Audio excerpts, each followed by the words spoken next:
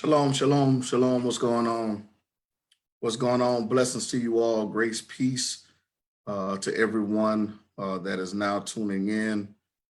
Grace, peace, and many blessings to you all. Well, it's good to see you all. Thank you for logging on and tuning in. I'm going to get things going here shortly, and I thank everybody for tuning in and joining. It's a blessing to everyone that is now logging in. You guys log in regardless, no matter what's going on in the world and the current events. Blessings to you all. Love all everyone that is tuned in. Shalom, grace, peace, and many blessings. Once again, I hope everyone is having a joyous and wonderful day. I know that there's a certain atmosphere that is taking place right now within America. And so I want to address some things dealing with the situations that is going on. Definitely like, share, invite as many people as you want. I appreciate it. I very rarely tell you guys to like and share something, but you know, sometimes there's certain things and certain discussions and conversations that needs to be had, that needs to be said. And I think that it's very important for them to be said. I want to start by saying this, you know, I understand, you know, all the things that are taking place in the earth right now, especially in America. And so I myself, I'm no way on any level insensitive to the things that is going on. I cannot be, because I'm a Black man who also happens to be born in this country and things of that nature. I could have been born in any other country, in any other space and time, but the Most High chose the time for me to be born here in this time, in this generation. Many of our ancestors have gone on before us. And so this is a time in a generation that is very different from the time in which they were living in. We have technology and all these innovations and all these things. I find myself being upset, being angry at a lot of things. This conversation in which we will be discussing and having on today and is definitely something that needs to be had. I pride myself on being a brother of balance. I pride myself on making sure that I respond. I've always talked about being an individual and being brothers and sisters that we respond and not react. There's a lot of things that is going on. So with that said, you know, this isn't one of those situations where, and I felt like a lot of people, I felt like a lot of individuals, a lot of brothers and sisters I've had, many of my white brothers hit me up. Many of my Hebrew brothers hit me up. Many of my Christian brothers hit me up. And just trying to get my understanding and my take on things, because I feel as though they trust the wisdom or trust my response. And so my reaction to it has always been, I've been the type of individual, as I've said over time, that it takes a lot for me to just explode. Over the years, I found a way through the grace of the Most High to be able to suppress those things without reacting and waiting for the right time to respond. I tried my best to look at and follow scripture of our Savior, and how there's times where he was silent, there's times where he brought people together, but there was also a time when he did go off. But I believe he was the ultimate one who knew how to keep balance, and so I pride myself on that. I cannot sit here as a Black man, and I'm saying this because this has to be said. This goes beyond anything of being an Israelite. This go beyond anything of being anything other than a Black man. When I look at brothers who are dying and sisters who are losing their lives. Nobody's asking the questions whether or not you're a Christian or you're an Israelite or you're Kemetic or you're a Muslim. None of them are asking these questions when it seems to be as though the only reasoning of you're losing your life is because you're Black. I'm a very serious brother when it comes to dealing with practical as well as spiritual situations. I understand the best of the both of those worlds in which we live in. I believe that our Creator is a practical being. I believe that He is also a spiritual being. And I think that when we look at things and we view things, I think we should view these things all from the perspective of the practical and the spiritual. I cannot by any stretch of the imagination deny the things that has happened to Black people in America. I cannot deny the things that has happened to Black people throughout the time of America. I know we have those out here who would simply say, well, what about Black on Black crime? I understand there's Black on Black crime. I understand those things, but we first have to understand the nature in which these things started in this country. I'm not talking about Africa. We understand that Africa was never a united front. Africa never agreed on everything. The Hebrews did not agree on everything. There is infighting in every culture. There's infighting in what we know as every race, even though we know that God did not create race, He created nations. There's infighting within every nation, but that doesn't give the excuse or excuse by any way for another person to unjustly be put to death. This is the reason why in the Torah, it teaches us that you don't unjustly kill someone. You don't do these things. And if you do, there's consequences and there's repercussions. And so I want to be able to get to the point where we understand what we're dealing with here. I'm going to be talking to you from a practical position and a spiritual position. I think that I can't sit up here. I believe that I cannot tell Black people not to be angry. If I do that, then I myself am denying myself as being a Black man in this country. I cannot deny the fact that though, many of us who are Black in this country have a stream of income. Many of us live in the middle class, or many of us live in above the middle class, but there's also a lot of us who live beneath in the lower class. But speaking to those who are in the upper class of things, okay, those who are in the upper class of things, sometimes we develop a mindset as though America is not the same country that it was once we become educated. Sometimes I think we feel as though America is not the same country as it was before we became basketball players, before we became superstars in whatever sport. Sometimes I feel as though even looking at entertainers that they forget that they're Black, because now they no longer have to worry about being in the hood anymore. And the fact is though that they're now living in Beverly Hills amongst white people. And this is something that's plagued us as a people. And we look at ourselves culturally, we've always been a people of community. But it also seems as though we get to a place that when we come above that, we forget about the community living, and now we focus more on the individualism.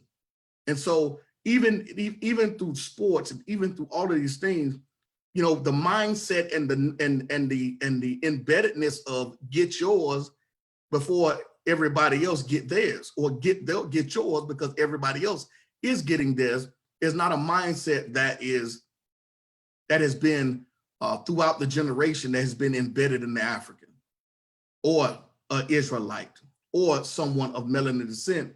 Because culturally, even though we weren't born in Africa, spiritually, we still have taken on the things of our forefathers, being a communal people. It's important to understand that. I cannot sit up here and tell no Black man at the current state of America that he should not bear arms. I cannot sit up here and say that. Now, I cannot sit up here and say that you need to bear arms because of the simple fact that somebody of your own color is going to break into your home. I can no longer or cannot say that that is the whole sole intent of you bearing arms. Now you become an enemy that you've always been, but now that enemy, or viewing you as an enemy, is now transitioned from the civilian also now to the state, which it started out as the state, and that empower individuals who was a non-melanin descent to be able to suppress you because you were melanin, because they felt as though you were less than human. And so we begin to look at these things even in today. We see the simple fact of the matter that it's still viewed as today that you're no longer valued as a human being. It still seems as though now we've gone from racism being outright because it's unethical to now corporate racism, to where you're treated as though you are less than a human, even though you're more educated than your counterparts. This is something that we see heavily going on in this country. And so my thing is, I think it's very important for us to look at this. So I'm going to look at this, okay? I'm going to look at this, and we're going to look at this together. Last night I was upset. And I didn't want to come online last night during the time where being upset would cause me to kill my witness. I don't want to kill my witness. I want to be able to be used. Sometimes you can lash out and say things in reacting that causes your witness and your credibility to be killed. Satan, if he cannot get you one way, he will get you another way. I'm not denying being upset. But what I'm saying is we have to use from the spiritual perspective, we have to understand that our witness is the greatest thing that we have in order to reach people. If he can't get you one way, he'll get you another way. Reacting is not the way. Responding has always been the way of Yeshua. And so it's important for us to really understand that and go to that, that value in which we've been given. Okay. Now, I want to share my screen because I want to go here.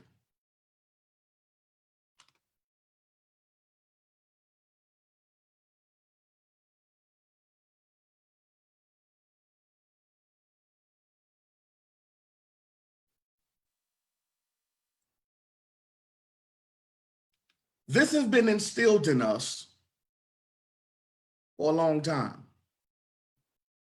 This has been instilled in us for a long time. We have been told and we have heard, especially as Black people, and it's been propagated by those who are also Black, that this country that we know as America was founded on biblical principles. This is what we've been told. We've been told this for generations and generations and generations.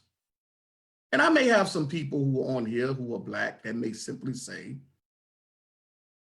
America has been founded on biblical principles, because this is what we've been told. I don't expect those who are a non-melanin descent to even come after me. It's no longer that I can say it's a shame, because now it's almost automatic for those who are Black to be sicked on another Black man the way they sick dogs on us in the 60s. So I no longer am surprised if another Black person comes after me, do a video or anything like that based on what I'm presenting today. It doesn't shock me, because I expect not only that, I expect even more, because we've been instituted in our mental state to defend this flag at all costs, and also to defend what was embedded in us, that this country was built on biblical principles. And that's a lie. That is far from the truth, beloved.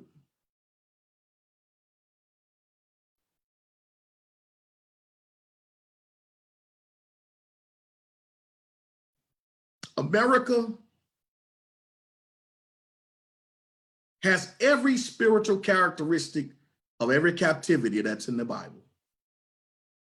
And every time something happens that is of an injustice in America,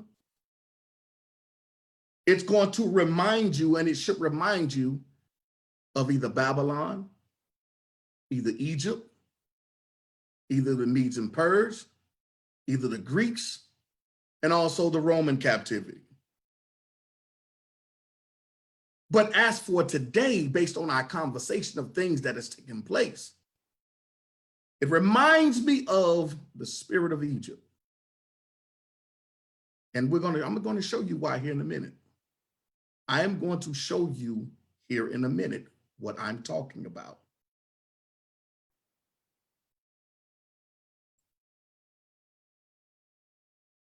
This, what you see on the screen, is an absolute joke. What do I mean by it? What do I mean by this is a joke? See, for many of you Black brothers and sisters, and many of you Caucasian, or many of you non-melanin brothers and sisters who are watching, you focus only on the individual that's putting his hand on the Bible. This has nothing to do with Trump. See, it's almost kind of the same mindset that people take when they just stop at the Roman Catholic Church and think that the Roman Catholic Church is the beginning of all things.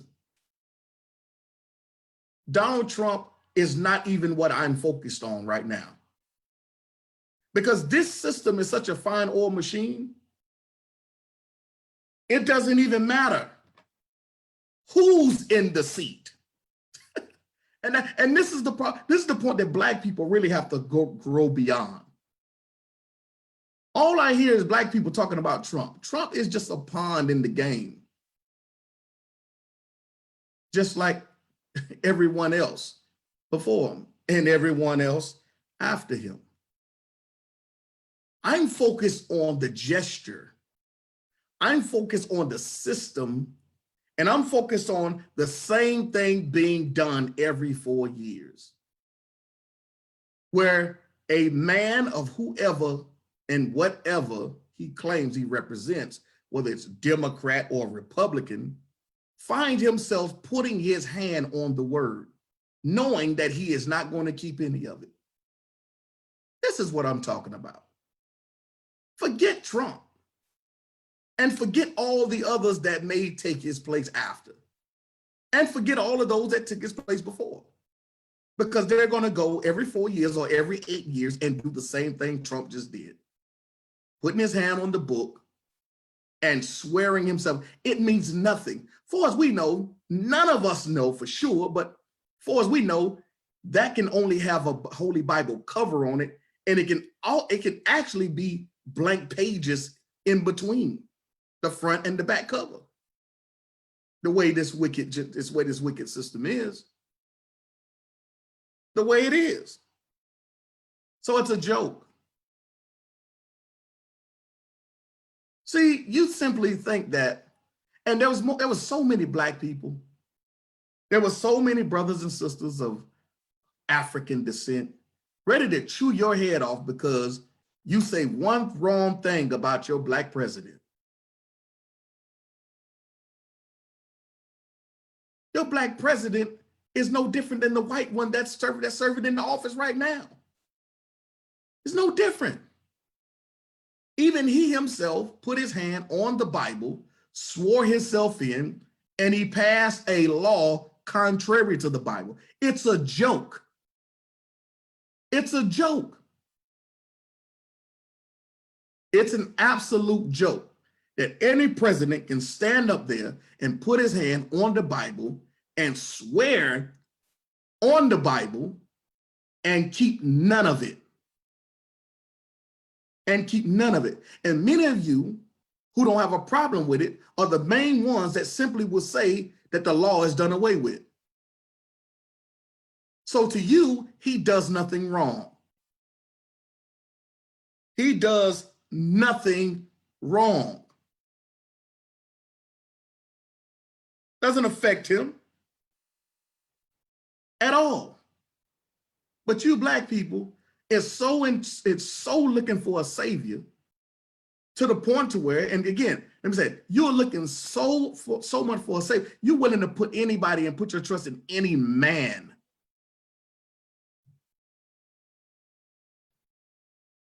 Yeshua saved us the first time. Yeshua is going to save us again. But you still looking for a savior. You still looking for somebody that's going to uphold the law. When is things going to change? What do you mean when they're going to change?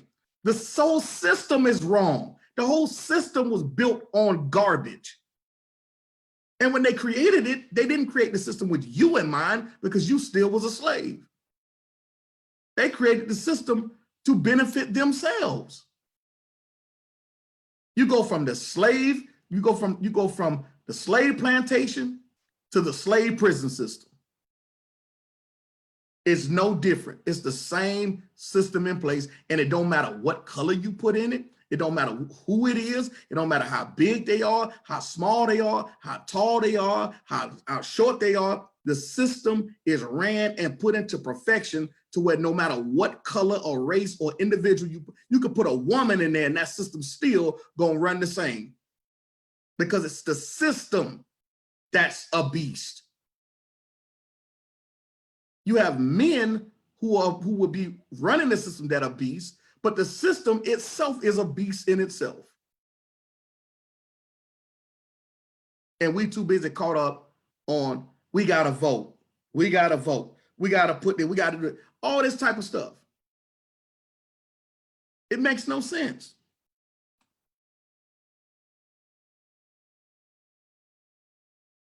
How many times we gotta see this? Eric Garner.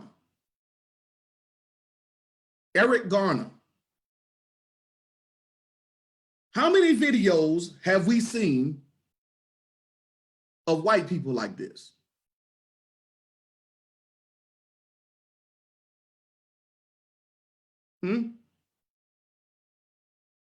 How many videos have we seen with white folks like this?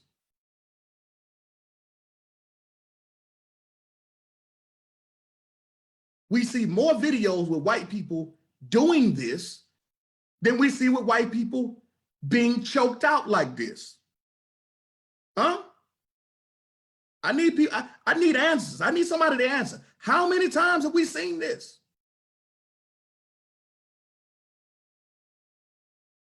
Huh?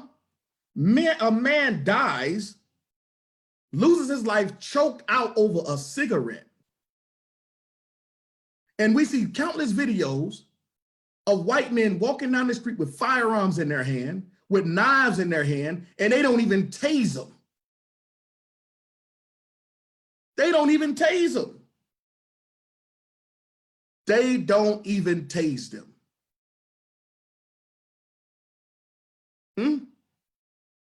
They don't even tase them. But this black man has been restrained by 3 officers, 4 officers, let me say 4 officers. 4 officers restrain a man, and after he's restrained, you still choking him?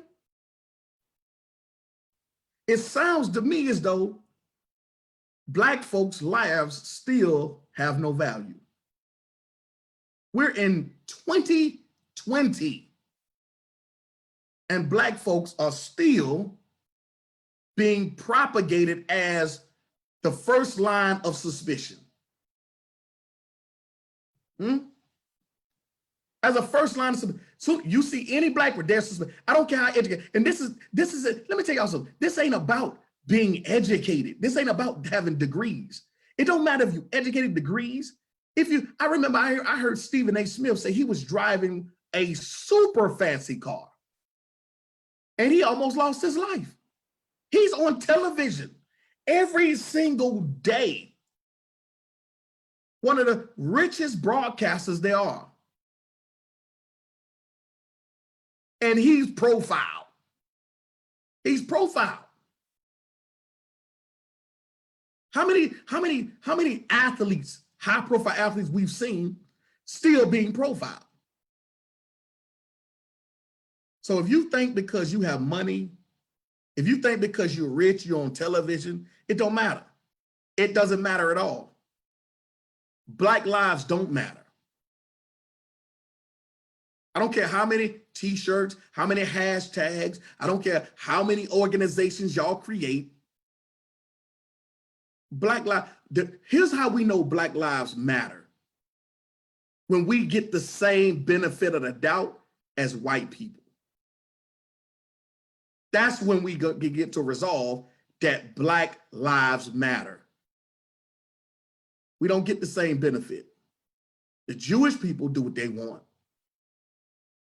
White folk get the benefit of the doubt, and Black folks, no matter how educated, no matter what kind of car you drive, it doesn't matter. Before they said, oh, it was, you know, because you're driving this car looks suspicious. Well, what about a Black man driving a Lamborghini? Oh, he's suspicious too. Can't no Black man, shouldn't no Black man have a Lamborghini?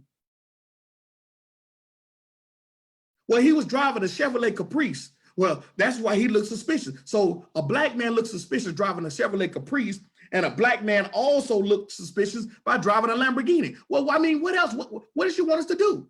A Black man looks suspicious while jogging. A Black man looks suspicious riding on a bicycle, unless he's riding on a bicycle with another white man. If a Black man is riding on a bicycle with another white man, he gets the benefit of the doubt. But if a Black man is riding on a bicycle by himself, you don't get no benefit. You get suspicions, which leads to you getting unjustly murdered.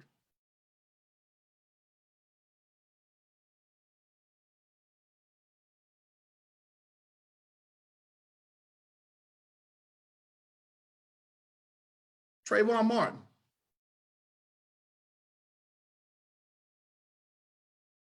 Trayvon Martin. Oh, he looks suspicious. He had a hoodie on. You know how many white people I've seen before Trayvon Martin lost his life being murdered? You know how many white people I've seen with hoodies in the rain, jogging through the park, walking? You know how many white people I've seen with hoodies on, walking through the grocery store before Trayvon Martin? But all of a sudden, now a Black man can't wear a hoodie.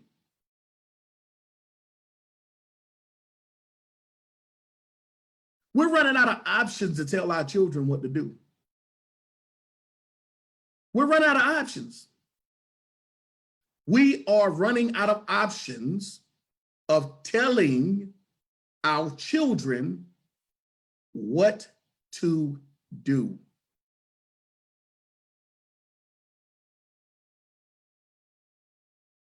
Since we're not intelligent enough, we need some of the intelligent white people to tell us what we need to do to tell our children, so that way our children can come home.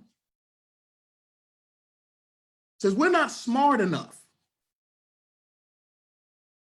as many of you think, as many of you say behind closed doors, but then you want to treat us as though we're valued because you want our money. You want to treat us as a valuable asset only when it comes down to our money, but you want to treat us as though we have no we're not humans, and we're not educated when it comes to our life. And then you expect us to propagate these things as though you care about us. And every so often, you put a Black person in our face like a carrot before a donkey to say, hey, you can make it. You can be this. Only if you talk like us. Only if you act like us. Only if you go to our schools. You put one Black person in front of us, and that one Black person is so excited and so happy to be the prop for the Black community, to the point to where they'd even lose the sensitiveness of what Black people are going through. It's a shame that other nations around the world, it's a shame that Putin and North Korea have to tell us, and in Iraq, they have to tell us and tell America, how are you going to tell us how to treat our people when you treat Black people inhuman, not human, for over 400 years? This is what they're saying around the world. So you can't tell Vladimir Putin, you can't tell Adolf Hitler, you can't tell any of these people how to treat people when you treat Black people in America no different than they do.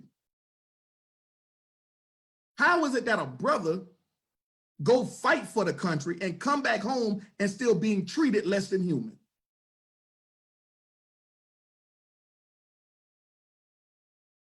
Did somebody explain that?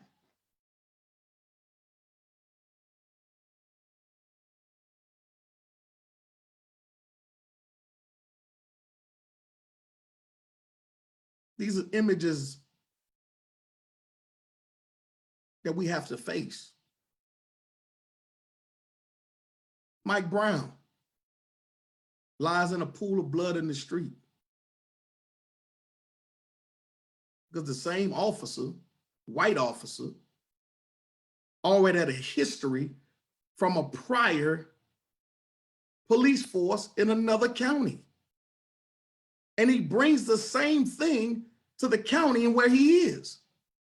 And it's a shame that there are Black people on the force who know who the races are, and yet they follow a code of no snitching. And these are the very Black people that will get up on television and stand before Black people and tell them to snitch on the neighborhood dope man who turns around and supplies the neighborhood not only with drugs, but supplies them with a place to live. How hypocritical can that be? You want somebody to snitch on the neighborhood dope man who bought the whole neighborhood and allowing Black people to live there for free in the neighborhood, and then you come on television and tell the people to turn him over? While meanwhile, you yourself know the racist people in your department, and yet you turn around and you say nothing because you're following the no snitch code within the police force because you're afraid that somebody may not come to your aid, or you're afraid that if you transfer from another department and go to another department that they're going to blackball you, or you may not get a promotion, or you're afraid if you transfer to another state that snitching, the no snitching policy will follow you because you're labeled as a snitch, as an officer. How dare you, hypocrites?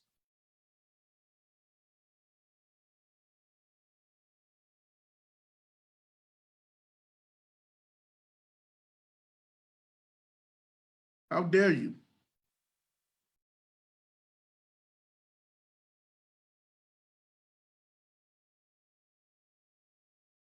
How is it that a woman has to see the father of her child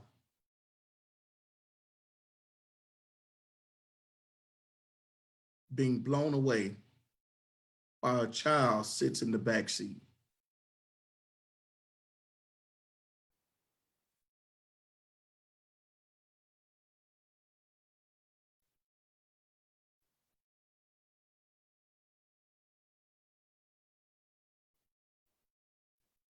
How? How is it possible that a man who's sitting in the front seat tells a police officer that he has a gun and he has a license to carry his gun, and all he wants to do is get his license to show the officer, and the officer grants him the permission to do so, and he gets shot? This is what happened. This is what's happened to Black people. This is what happened in this great, when I hear "Make America Great Again," for Black people, they're like, what do you mean great again?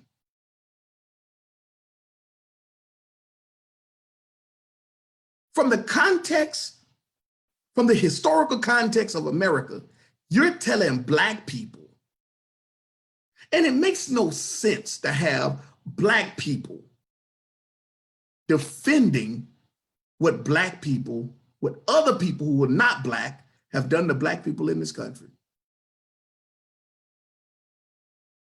It's an absolute disgrace. It's an absolute disgrace. It's an absolute disgrace.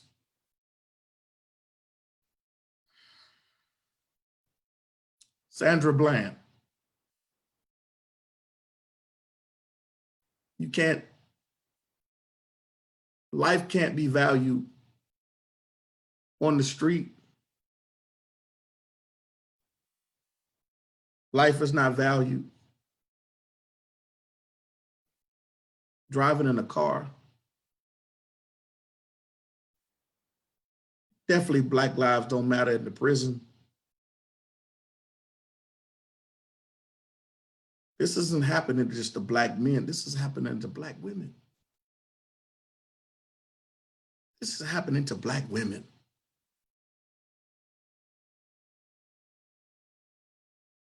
This is happening to Black women. It's an absolute disgrace. We have to watch as Tamir Rice, a child. And here's the thing that just really gets me about white corporate America. And this is the thing that kills me about white media. As soon as a Black person loses their lives unjustly, all you do is want to go dig up things that they've done in the past as though it justified a means for them to be murdered.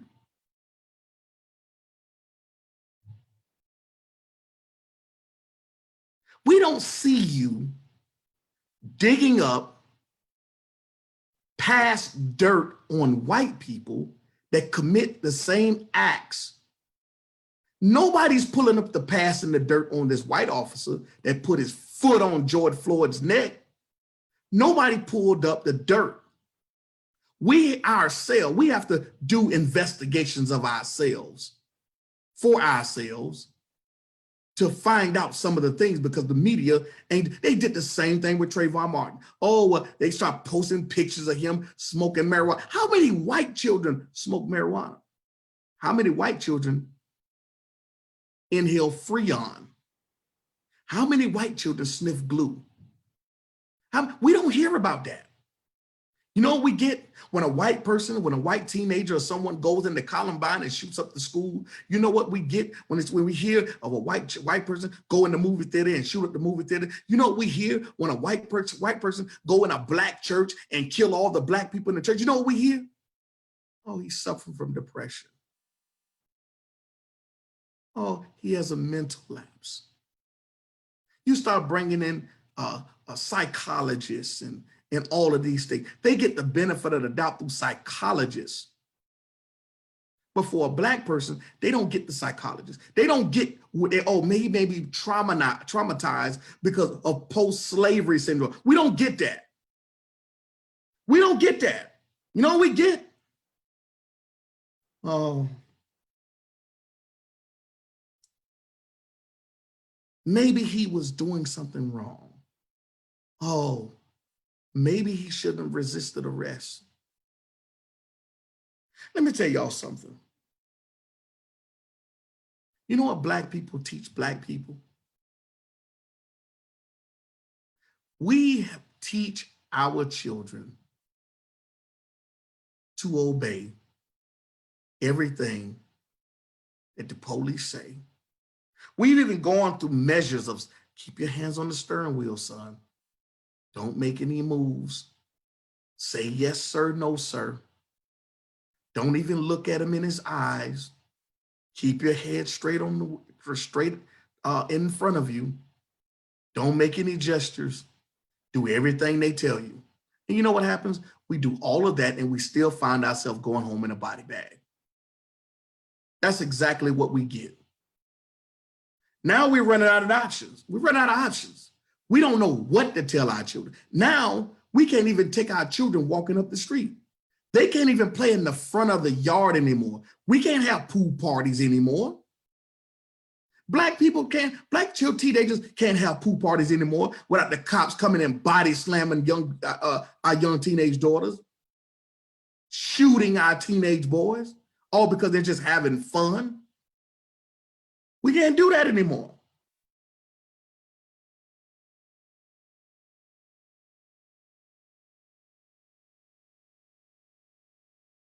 This brother walked into his own home.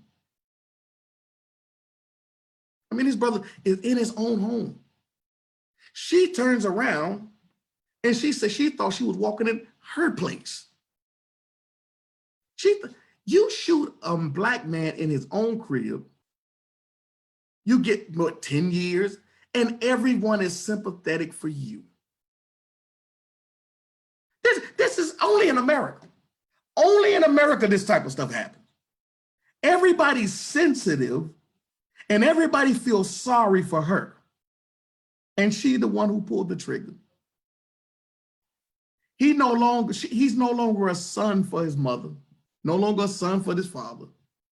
Even the judge.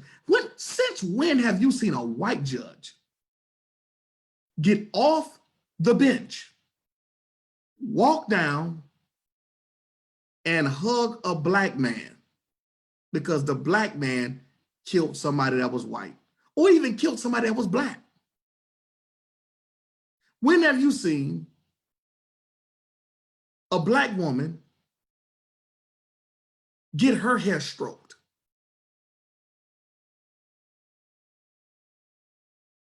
This is all real. See, there's times when you be quiet and let things play out, and there's times when you have to address these things. And now is the time to address it. And we're going to go down the line addressing this stuff. This don't make no sense. How is she the victim? I'm trying to understand. I'm genuinely trying to understand, y'all. To any of the white brothers and sisters out there, or anybody who's white that's paying attention to this, how is it that she's the victim? She got 10 years. And she's the victim. And everybody feels sorry for her. You gotta be kidding me.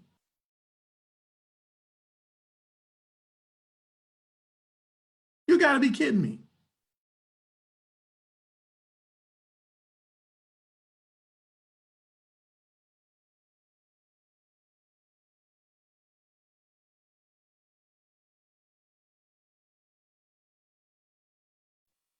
Now we get to this.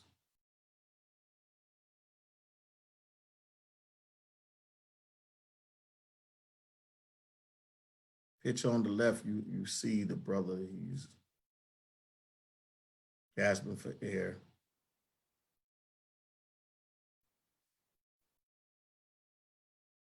And on the right, you can tell he's gone.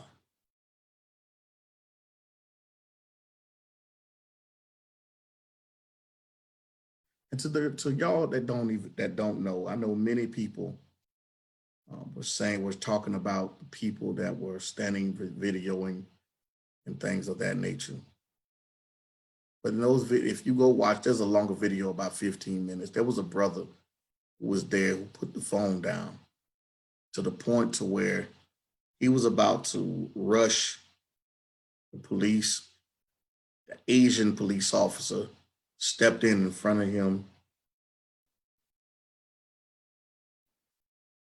I think the white officer who's killing him, I think he drew his weapon.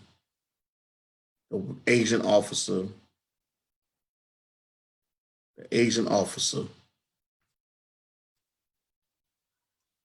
put his hand on his weapon.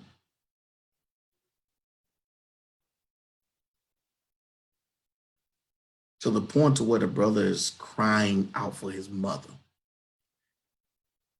This is so sickening. You know, it takes a lot.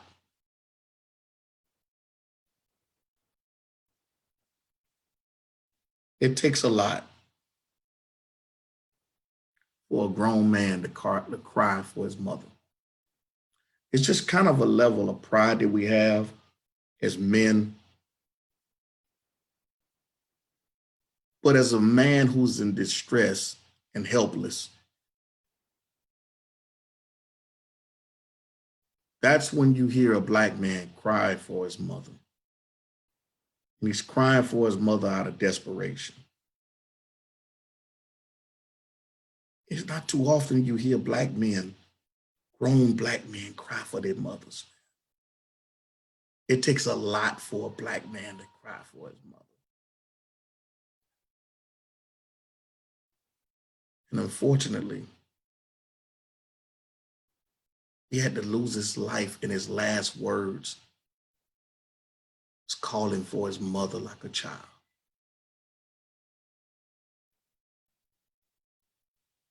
His last words was calling for his mother like a child.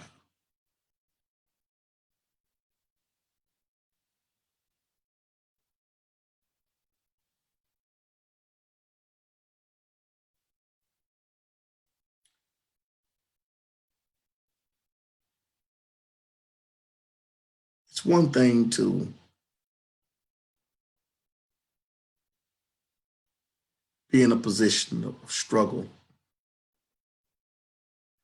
but imagine you being with your hands behind your back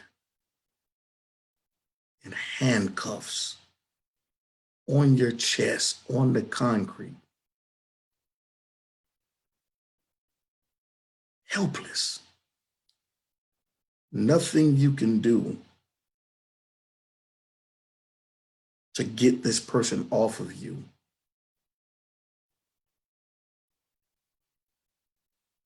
You have no fight in you, handcuffed behind your back. You can't push up, you can't get up, you can't move. It's almost like drowning.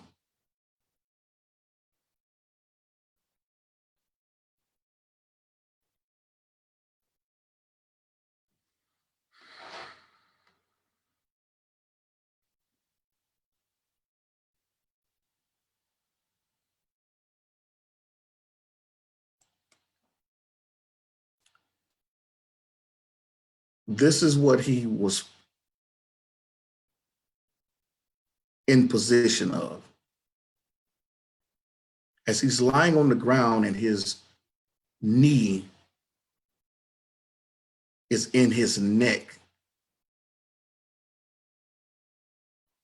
it was almost as though he was being lynched, with his hands behind his back, being suffocated.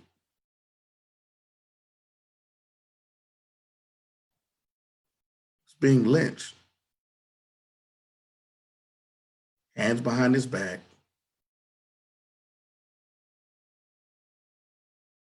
air being taken away out of his throat. It's another form of lynching.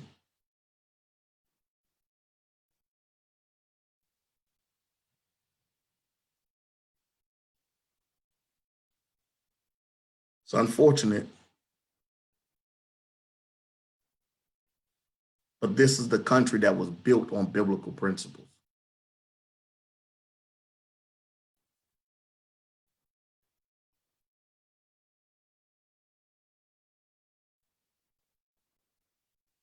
This is the country that defends the Constitution, but don't defend the Bible.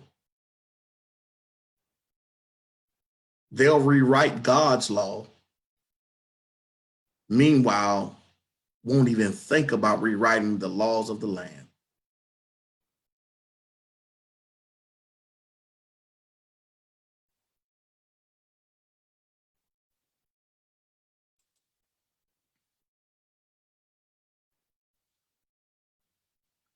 Of course, people are going to march. This isn't just this march and this this hasn't just been all about just Black people.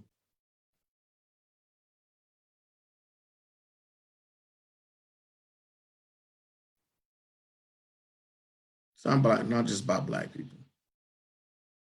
There were white people who marched to and who died alongside of Black people because they realized that the injustice that was being done to Black people in this country was unjust. It was murderous, and they stood. And I can't be standing here talking about that the promotion of truth without bringing that out. But we still have more of a problem and more of an issue. And we still die at a higher level by the government and by this country unjustly than white people. And so I can't deny that they marched with us, that many of them even lost their lives in the 60s and in the 50s and things like that. But this is about us. It's not about them.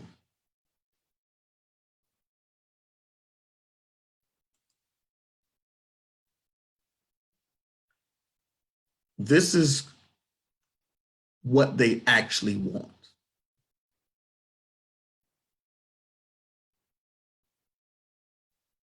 They don't want the people. They want a police state. If they can get a police state and they get these things instituted and all of these things start rolling and all these things going the way it's planned, the system, the beast system is already in place. The beast will rise up from out of the people. The system of the beast is in place. The people are in place. Now the man who will control the people and the system can rise up. The beast system has been in place. Now they just need to get all of the people in place. And then the man will rise up. You can't do the things that he wants to do without having people under subjection and having people willing to go along with the program.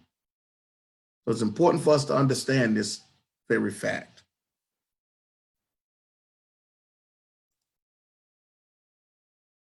This is what it's about.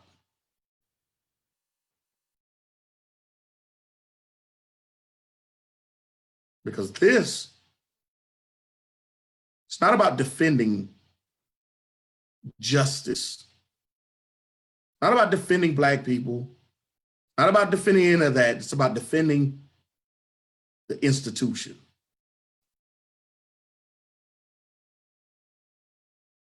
See, during the LA riots,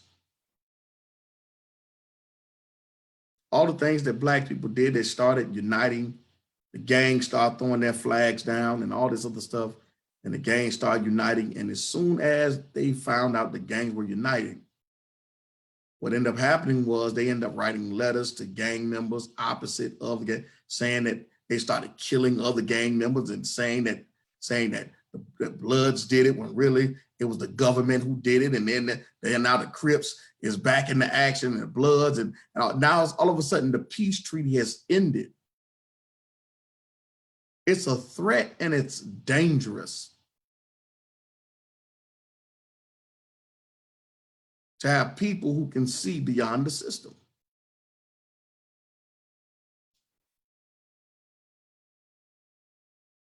They've been gathering their armies. The white supremacists are preparing for what they know as a race war. You have one group of people who are preparing for a race war, and you have another group that is also preparing for a war that will overthrow the establishment, because in their minds, they seem to think that the system is in favor of melanin people. which goes to show how crazy they are to even think that the system cares more about us than them, when it was their forefathers who the one built and created this system. And they seem to think that we are getting becoming favoritism, or we're receiving favoritism from a government that cares nothing about us. This makes no sense, which is going to spark all of these other things. Why folks gearing up for getting their guns and all this other stuff. They training their children. They're training their children how to shoot. They're training their children how to deal when it comes down to combat and things of that nature. This is why I can't sit up here and tell Black people, you shouldn't bear arms either. Hey, that's your amendment right. That is your amendment right. But I'm not going to sit up here and try to use the Bible as justification of bearing a weapon when that had nothing to do with why Yeshua told Peter to go get it. He told Peter to go get it to fulfill prophecy that was spoken of in the Tanakh. He didn't tell him that to go get it just to justify him having a weapon. Because if that was the case, he wouldn't have told him to put the weapon up when it was time to use it. But what he did was, he told him that to fulfill prophecy of what would be spoken. Now, on the practical, that's the spiritual side. On the practical side, you have every right to defend yourself as Black people. You have every right to defend yourself. Every right. This is what these things are creating. This is what this is creating. This is why I'm saying, listen, if you are going to bear, that's your constitutional right. But what is happening is, again, I told you the way Hasatan moved. This begins to create mindsets, bump the Bible, bump prayer, bump God. My AR-15 is my Bible. My 9 is my gun, is my God. My artillery is my protection. They eliminate the spiritual side and go straight all the way practical. These are the dangers that we're going to encounter if we don't keep balance. If we don't keep balance, again, you have every right to defend yourself. You have every right by the Constitution to bear arms. But what I'm telling you is that don't get caught out here thinking that this is the only way, because your guns are not bigger than theirs, but your God is. You want to protect yourself? Cool. Don't have this mindset that, hey, I'm just getting this to protect myself from other Black people. No, it ain't about that no more. It's not about that no more.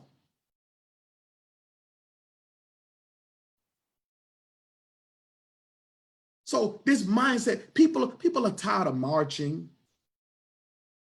They're tired of all that stuff. They're like, yo, we want results. And people are now even getting to the point to where Black people are serious about dying for this. They're serious about this. Can you blame them? They are serious about this.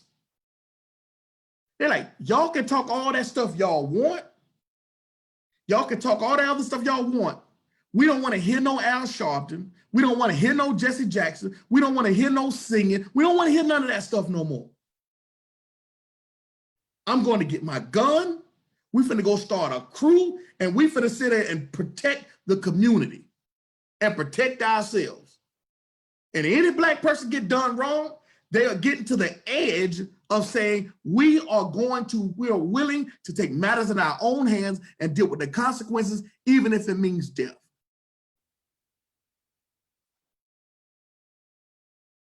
That's the mindset. And the more and more unjust things happen, they are not trying to hear this other stuff. They're not trying to hear that sit down stuff. They're not trying to see, wait, what's going to happen no more. They're not doing it. This generation is they're not trying to hear that. They have no respect for any elders, so you already know that's out the window. Now, the only thing they have respect for is that heat. That's it. So we've been told this country is built on, it's been built on biblical principles, and we the people, as though we the people of the United States was meaning everybody inclusive. No, during that time, during the time when they were even creating this system, we were in slavery. So the only we the people is referring to is we the people who was in control and rulership at that time. It wasn't no black folks in there signing their signature or even hearing in the inner circle what was going on when they was coming up with the Constitution and the Bill of Rights and all this other stuff. No, we were still thought of as not human. We were still thought of as property. And it was never put in place even thinking about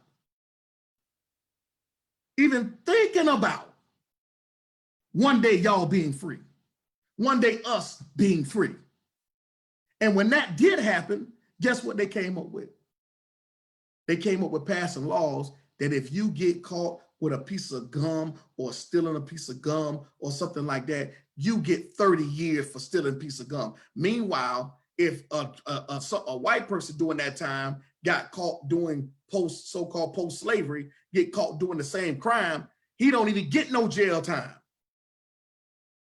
But you get 30 years, which means put you right back in a system of slavery all over again. All over again.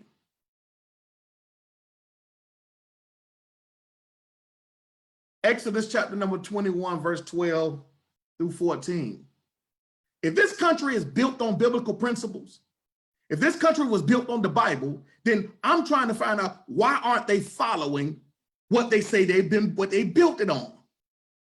Exodus 21, 12 through 14. Whoever strikes a man so that he dies must be put to death. Whoever strikes a man so that he dies must be put to death. You say this country is built on the Bible. You told us that it was built on the Bible. Well, why these people who are unjustly killing folk, why they ain't getting the chair? You quick to give a black man the chair. How many black inmates on death row? You quick to put us on death row. You kill a cop, you kill a cop, you dang near finna get the chair the next week. A cop kill a black person and they turn around, they gotta figure it out, they gotta do investigation, and we don't even know. We got to the point where we don't even believe that the investigations actually happened. We believe this is buying time to come up with a way to get the person off. That is the mindset of black people. Black people don't have no faith in the judicial system, period. At all. And half the time, you got lawyers, it's so bad to the point where now black people expect to be asked to take a plea deal. Black people are expected to be asked to take a plea deal.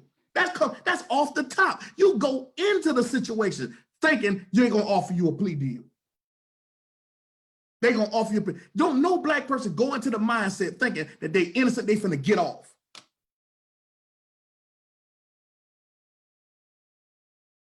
However, if he did not lie and wait for him, God allowed him to fall into his hands. Then I will establish for you a place to which he may escape for protection until duly tried. So if the person does not intentionally kill him, then there still has to be a trial period, but it's not the same way as if a person intentionally killed somebody, he gets death immediately. Ain't no trial. He gets death. If you kill a person unjustly, you get your behind put to death. right then and there. But no, you don't see that. But then y'all want to get mad and y'all want to talk about how wicked Fidel Castro is. And Fidel Castro told y'all, hey, y'all went over here when this person was stealing or this person murdered a family member unjustly, but y'all want to talk about how bad Fidel Castro was. Meanwhile, you doing the same thing in the country that Fidel Castro doing.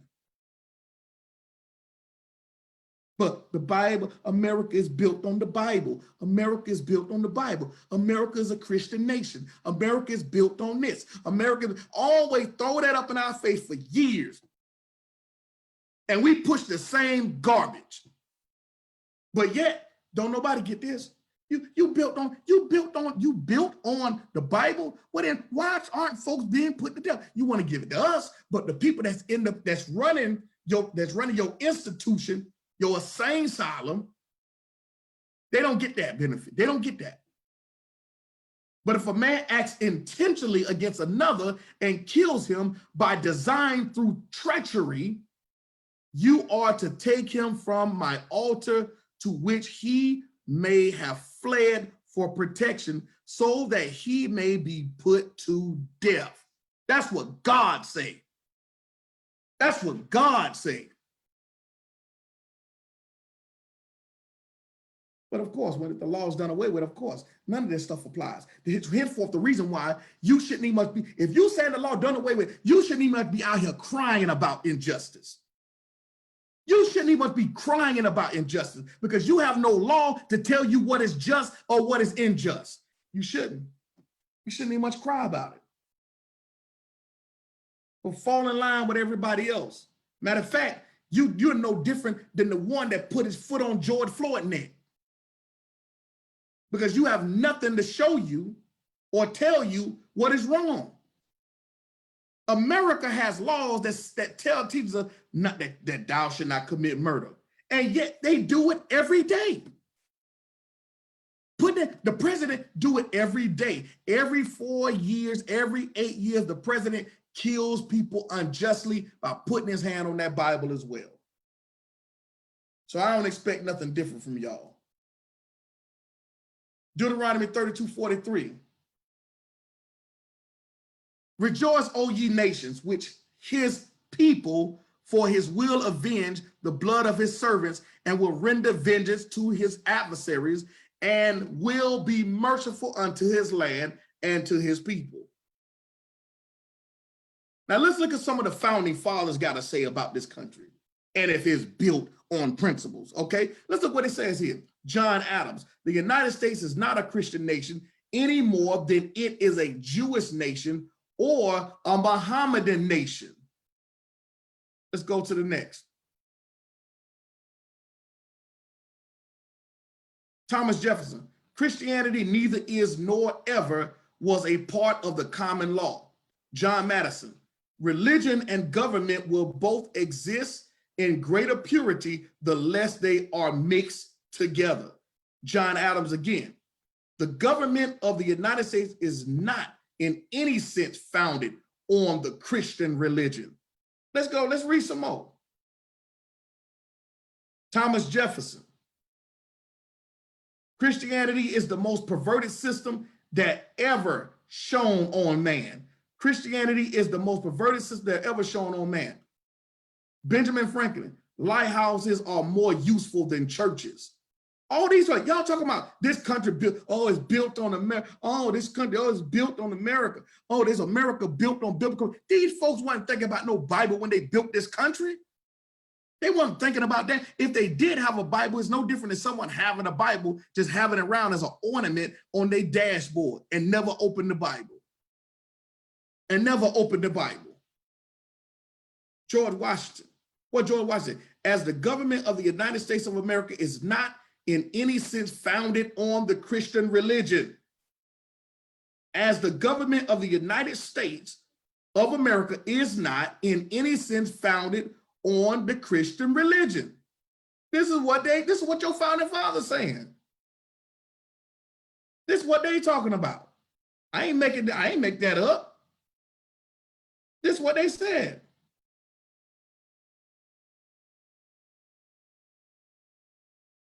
Now let's deal with the United States of Egypt. This is my yacht right here. This is my yacht. The 42 negative confessions of my yacht. Now I'm going to show you how America has the same values as Egypt. I'm going to show you right now. 42 negative confessions of my yacht. I have not committed sin. I have not committed robbery with violence. Now I'm going to read you 15 of them, all right? I'm going to read you 15 of these things. I'm not going to even go into reading all 42. You can go read them for yourself. But I'm going to deal with the 15, the first 15 of them, and I'm going to show you how America and this whole system is built on this foolishness called my yacht, as well as this spiritual Egypt. Look at what it says. I have not committed robbery with violence. I have not stolen. I have not slain men or women. I have not stolen food. I have not swindled offerings. I have not stolen from God or goddesses. I have not told lies. Now look at this. All of these things here, okay, I'm gonna show you how important these are. Check this out, okay? Now let's go back here, all right? I wanna show you something here. Now, let's keep moving forward. I'll get into it here in a minute. Now let's look at America.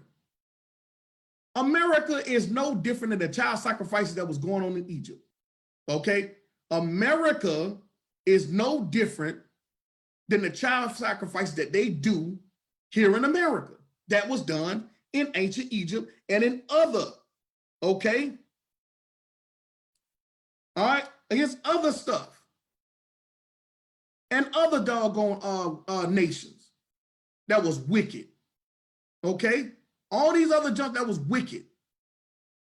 America is no different. They do the same stuff. That's why they have the spirit of Egypt on them. They have the spirit of Babylon on them. They have the spirit of the Persian Empire on them, the spirit of the Greeks and the Romans, all the captivities. It's no different. The same abortion, child sacrifice foolishness that's going on, but America is, no, you're not built on the biblical principles. You built on Egypt and the spirit of Egypt. You are built on, you are built on the kingdom and the principles of Egypt. That's exactly what you was built on, America. You ain't fooling me. You built on the principles of Egypt, of Mizraim, of bondage, of slavery. That's what you built on, not the Bible. Let's look at the rest of them here. All right, I told you I'm going to read 15 of them. Then you can go into, then I'm going to go into some other stuff here. I have not carried away food. I have not cursed. I have not closed my ears to truth. I have not committed adultery. I have not made anyone cry. I have not felt sorrow without reason. I have not assaulted anyone. Now, I want to read y'all this right here, okay? This is a judgment scene, all right? And this is very important. Now, I'm going to read this to you, all right? The ibis head, Thoth, is the patron saint of Mayat scribes and priests. He is also known as Tahuti. In the Duat, place for judgment or underworld, and the hall of the two truths, Thoth, Tahuti holds a tablet and writing tool and records, and records the scales reading of the 42 affirmation of the petitioner. The successful petitioner will be led by Duat to Eros, the field of reeds, where Osiris sits as the gatekeeper and judge. Now I want y'all to see, I want y'all to pay attention to this, okay? See, here's the problem. This is the reason why this is the reason why that the law that was given to Moses predates this. Because when you read the confessions are actually read after a person is dead, which means somebody has to stand over the person who's died and confess on their behalf, saying that they're innocent. So the I have not, all right, is not the actual person who's dead. The actual person who said, I have not, is the person who's alive, who's reading over them, which means somebody is standing in the gap for them, pleading their innocence, even though they've lived a guilty life, because we have the book of life, they got the book of the dead. Okay, so that particular individual who has gone on and died, they can't stand there and speak for themselves because they dead. But the person who's alive can do that. Henceforth, the reason why our Torah teaches us, thou shalt not. So before you commit the act, all right, you already know what's right and wrong. Dealing with Mayat, okay, there's no law to tell them what's right and wrong. The person that's standing over them has to read it and say, hey, this person has not done this. This person has not done that. So they stand in the gap for them, speaking on their behalf, act as though they're the actual person who's reading, who's died and going on. Now I'm gonna show you something here. All right. Look in the courtroom. This is the United States of Egypt. Okay. This is the same scene that we see here. Okay. This is the same scene. All right. You have the judge.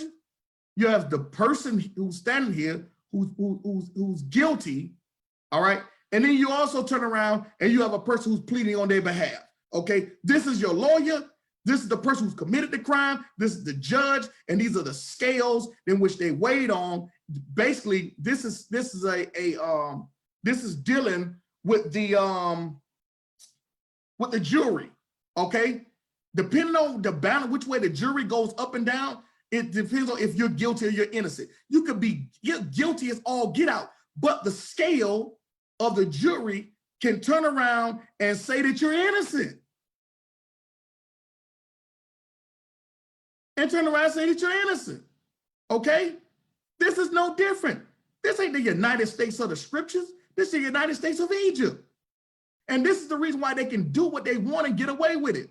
Because the judge who stands on the judgment seat declares they're innocent as long as they're part of the system. It's no different. It's the same foolishness.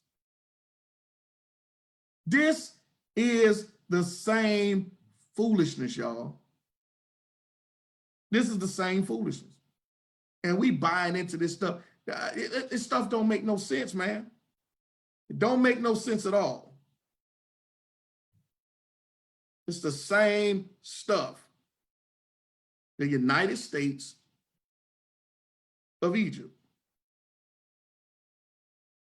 That's what it is. The United States of Egypt.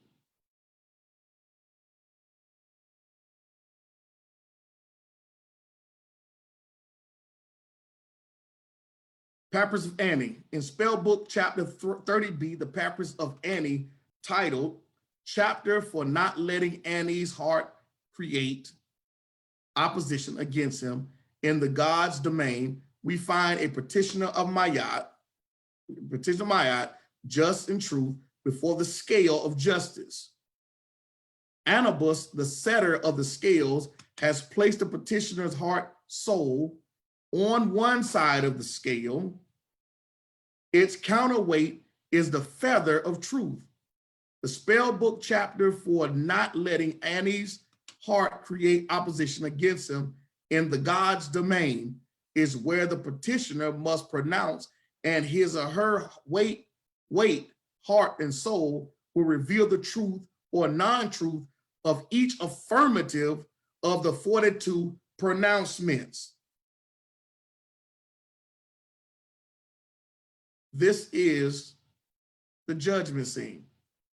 Guilty as they, and someone declaring on their behalf, he's innocent. See, he don't have to say nothing. This is the same thing when we read in the Papyrus of Annie, what I just showed y'all during the judgment scene. This is what the judgment scene looked like, okay? This person is guilty, all right? And now you have someone standing here on their behalf. How do you plead? My client pleads not guilty. He has not, or I have not committed a crime. He can't say nothing. He doesn't say anything in a symbolic way of the person who's died and gone on. But this person is alive and he can deal with the judge. He can deal with the judge. But he tells him, okay, but he tells him he's innocent. And now they have to go before the scales, which is the jury.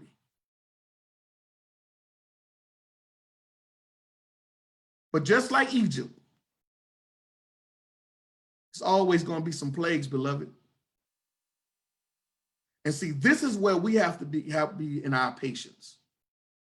To know that the Most High don't let nothing get past him. He doesn't let anything get past him. But you want me to stay away from the Torah.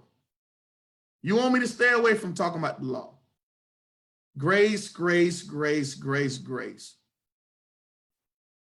Deuteronomy 30, chapter number 10 and verse number 12. If you listen to and obey the voice of the Lord your God to keep his commandments and his statutes, which are written in the book of the law, and if you turn to your Lord your God with all your heart and with all your soul, meaning your entire being, for the commandment which I am commanding you today is not too difficult for you. It's nothing difficult about the Torah. It's nothing difficult about the law, okay?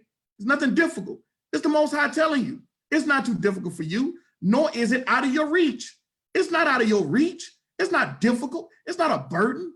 It is not a secret hidden in heaven that you should say, who will go up to heaven for us and bring it to us so that we may hear it and obey it. It ain't difficult.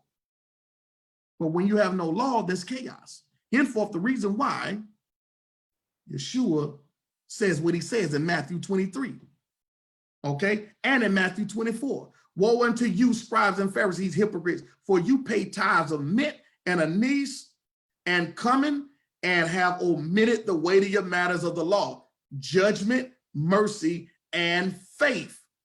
These ought ye to have done and not leave the other undone. Matthew 24, and many will turn away from me. Why? Because there is no righteousness going on in the earth, and betray and hate each other, okay? Betraying and hate each other. You have no love for your brother or your sister. And many false prophets will appear and will deceive the people. Many false prophets will rise up who's going to be teaching opposite of Torah, opposite of the law, because you have to teach opposite to take away the guidelines. You have to teach opposite of the guidelines in order for men to hate each other. You have to teach opposite for men to hate you. If I'm telling you what the word of the Most High says according to the law given, that's not turning you away from righteousness. I'm telling you it's wrong to kill your brother. I'm telling you that it's wrong to live abominable. Those things are righteous. Sin will be rampant everywhere, and the love of many will grow cold. But the one who endures to the end will be saved. The one who endures until the end will be saved. So we have some endurance to go through. Yeah, we catching hell. Yes, we going through stuff, Black people. Yes, we dealing with these things. Yes, we go encounter all this stuff, but you got to endure through it. You have to endure through it. Accept the reality where you are, but don't reside there. Don't allow yourself and your mindset to run off into trying to make something happen when the scripture's already been written, what's going to happen, how it's going to go down.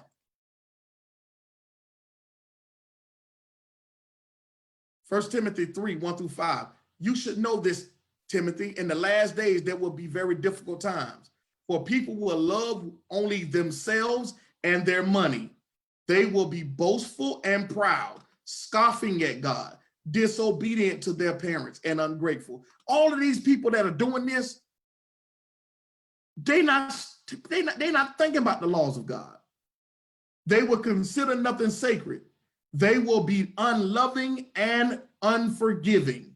They will slander others and have no self-control. You see people doing this all day, talking about they love the Most High, they love Jesus, but they slandering people's name and out of control, doing all this kind of stuff. They will be cruel and hate what is good.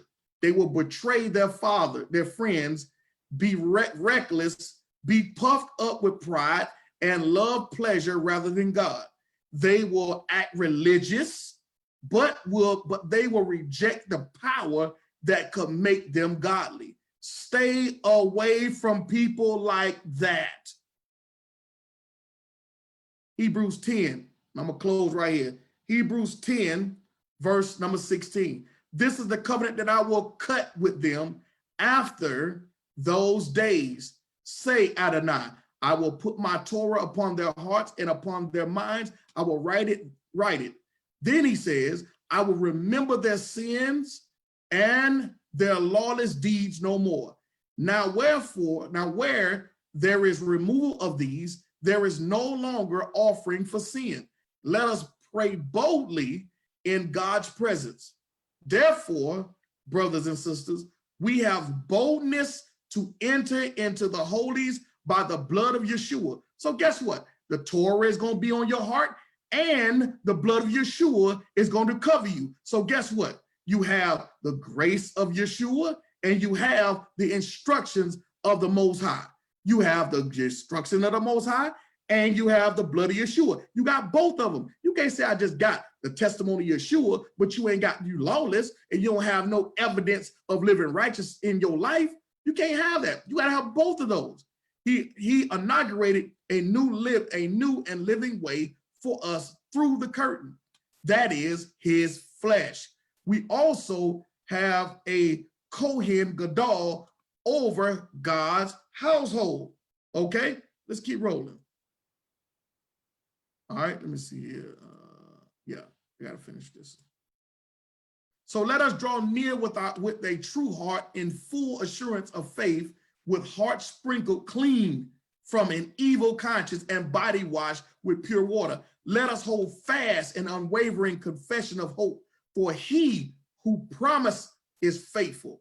And let us consider how to stir up one another to love and good deeds, and do not neglect our own meetings, as is the habit of some, but encourage one another, and all the more so as you see the day approaching.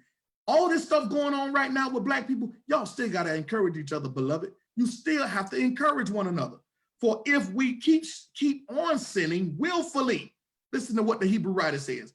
If we keep on sinning, there's a difference between willful sin and ignorant sin, okay? There's a difference between willful sin and ignorant sin. The Most High, Yeshua blood covers you in your ignorance, but it ain't cover you in your willful sin. You're just gonna keep on just sinning willfully? After we have received the knowledge of the truth, there no longer remains a sacrifice for sin. All right, and y'all, here's the thing.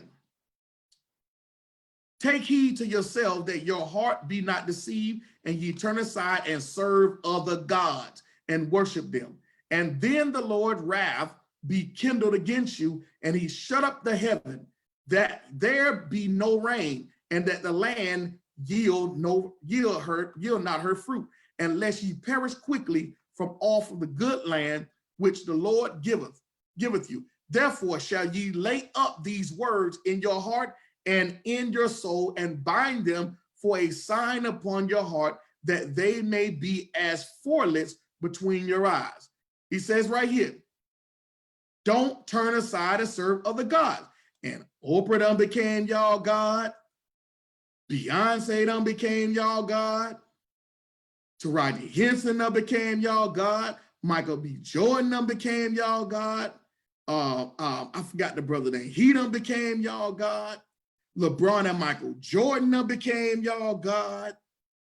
The pastor done became y'all God.